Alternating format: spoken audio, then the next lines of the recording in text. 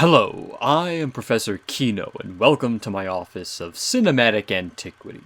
Today we'll be talking about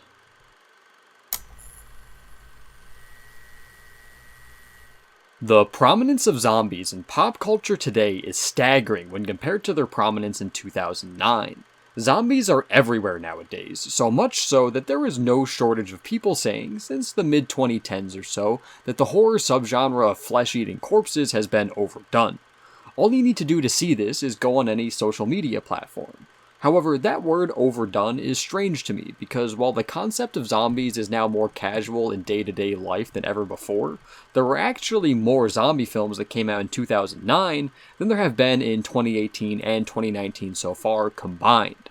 Hell, looking back over the decades, the sheer number of zombie films coming out each year hasn't really changed all that much.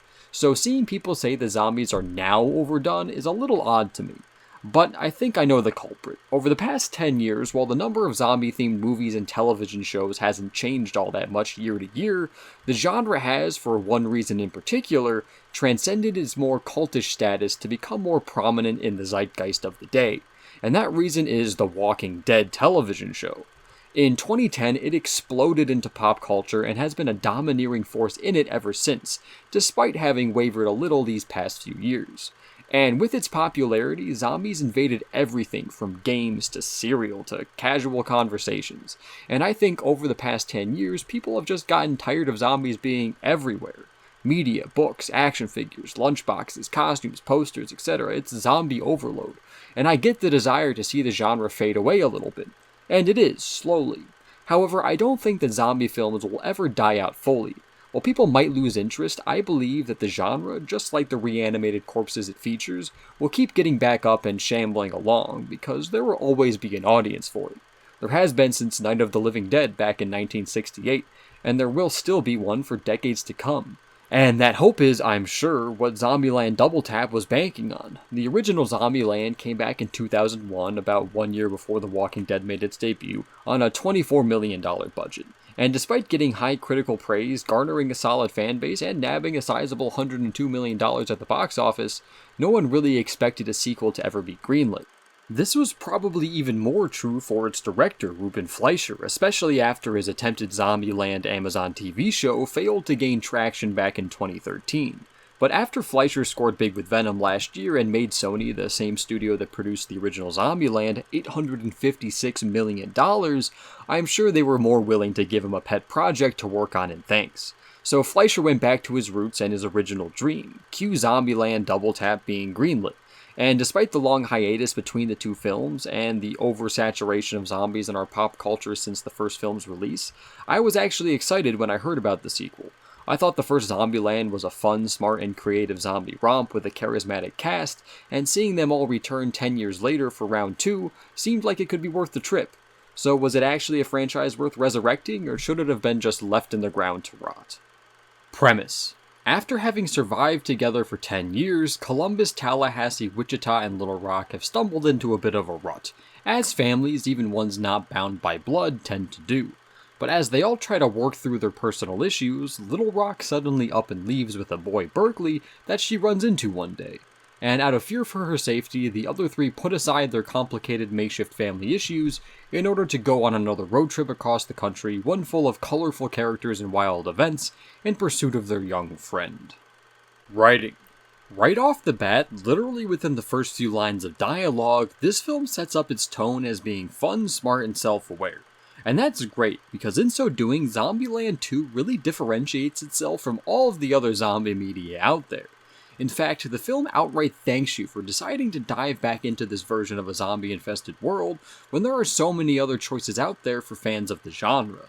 And that cleverness and fun tone maintains throughout the entire runtime here, and this charm in combination with a plethora of intelligence and wit are what makes this sequel tick. Because, for the most part, Zombieland 2 is nothing new. We've seen most of the messages and story beats in countless other films and zombie tales. Mutated zombies, family drama, families learning when it is okay to let each member go their own way, it's classic stuff. But beneath all of this are a lot of entertaining characters, including a few great new ones that are hysterical, some great set pieces, and a bunch of comedy that almost always lands. I don't recall hearing a single joke that didn't get at least a chuckle out of the audience. However, the biggest complaint that I had while watching the film had to do with the pacing of the beginning. Between reintroducing us to the world of Zombieland and the characters and setting up the main plot, the first 20 minutes or so plays out like a montage of funny sketches instead of one cohesive film. And it isn't until a new character named Madison shows up and our characters hit the road that the film finally takes off with confidence in its stride. And it doesn't lose this confidence for the rest of its runtime. So long story short, the plot itself is nothing unique, doesn't present any new ideas, and does take a tiny bit of time to get rolling, but once it does, it is heightened by some great characters, a ton of fantastic comedy, some wit, and a whole lot of charm. Acting. It is great that the star-studded cast of the first Zombieland, which now includes 4 Oscar-nominated actors and 1 winner among them, all decided to come back for the sequel, and their cumulative talent shines through because they are all amazing here. Each of them, Jesse Eisenberg, Emma Stone, Woody Harrelson, and Abigail Breslin, step right back into the shoes of Columbus, Wichita, Tallahassee, and Little Rock so well that it's like they never left. And their ability to nail comedic timing with their dialogue delivery, reactions, physical comedy, facial expressions, and pure charisma takes the already fun script and makes it even better. But the excellence doesn't stop with the core cast, because there are a few newcomers here that are just as good as the core 4, and in some cases even better, as surprising as that may sound. First is the best of the best, Zoey Deutch as Madison.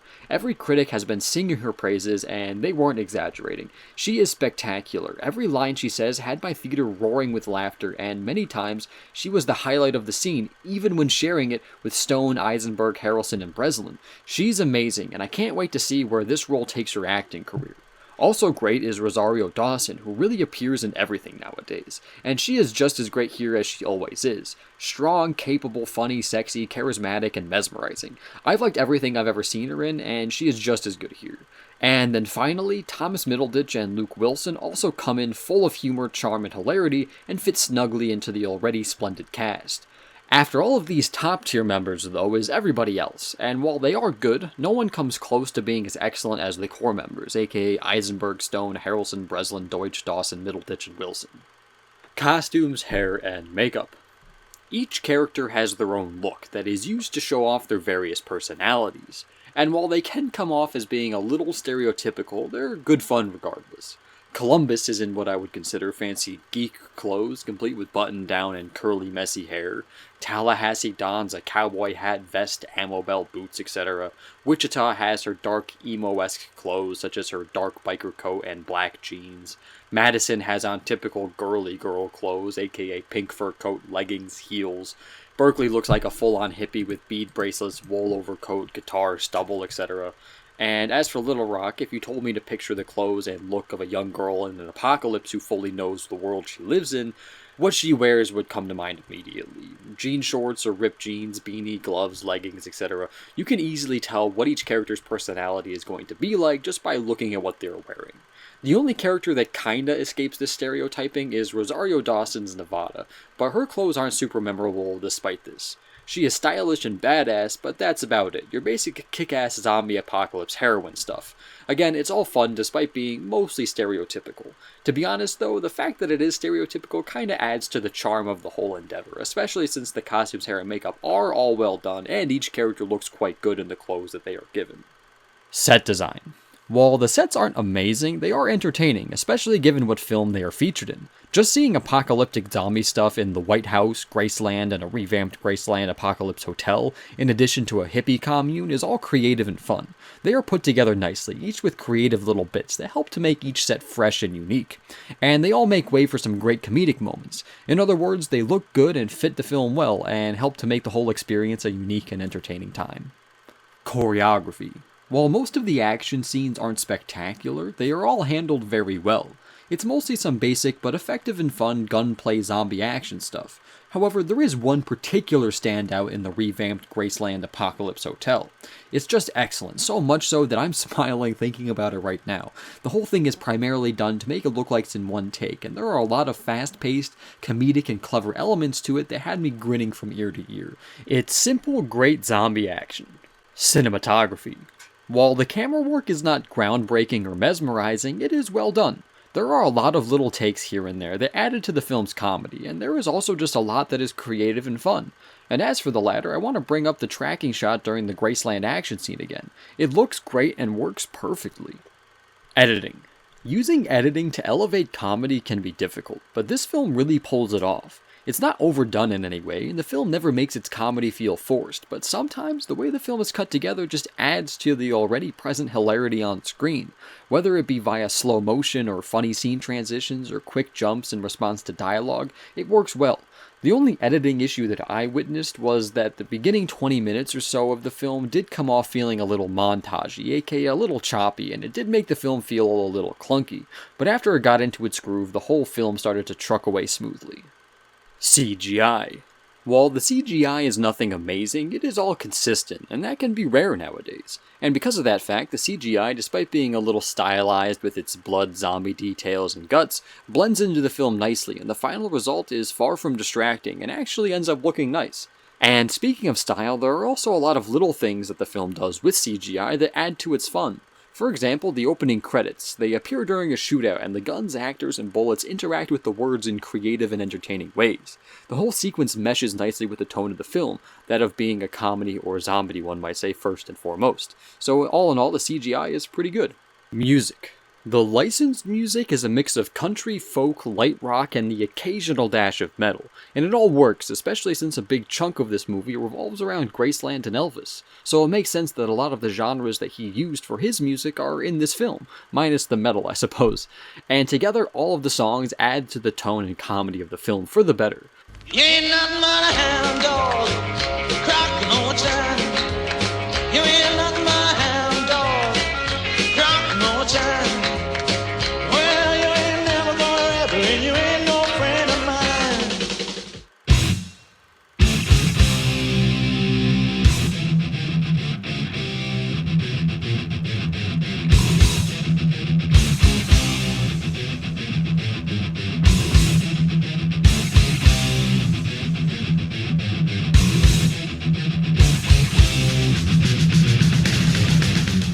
And as for the original music, it is all kind of a mix of the licensed music genres, but in instrumental form, and it fits just as well. And the mix of all the music combines into an upbeat, entertaining, and admittedly funny soundtrack for a zombie film. Direction. Ruben Fleischer came back to this franchise with confidence and style to spare, and that surprised me for a few reasons. Firstly, I wasn't a huge fan of last year's Venom. I felt it was tonally inconsistent, dry, and sloppy on a lot of fronts. And secondly, coming back to a franchise after 10 years, even if the original was adored, is never an easy task. However, Fleischer came in swinging, and the result is a tonally consistent, very clever, and continuously funny zombie romp with an outstanding cast. And I hope that Sony and Fleischer are interested in doing a third film, because if it is of this quality, then I am fully on board. My enjoyment. I really liked this film, a lot. While it did take me 20 minutes or so to get into its zone, once I did, I was really engaged. It was funny, fresh, and entertaining, which is saying a lot in this day and age, particularly for a zombie film. So I'm glad to see that the genre does indeed, as I concluded in my intro, have some steam left inside it. All I can say is bring on Zombieland 3, hopefully. Recommendations. Zombieland 2 is for fans of the original and for anyone who is looking for a fun Halloween-themed film but isn't a fan of classic horror stuff. Because Zombieland Double Tap is not really a horror film. Despite its inclusion of zombies, it is a comedy and a drama first, and it's good at being just that. Through its smart script, wild characters, excellent set pieces, entertaining action, and stupendous cast, this film brought the Zombieland franchise back for a second swing with style, confidence, and a hell of a lot of fun. Thanks for watching, I hope you liked it. If you did, leave a like. If you want to add anything, feel free to leave a comment. If you want to see more, please subscribe. I am Professor Kino, and I look forward to our next discussion.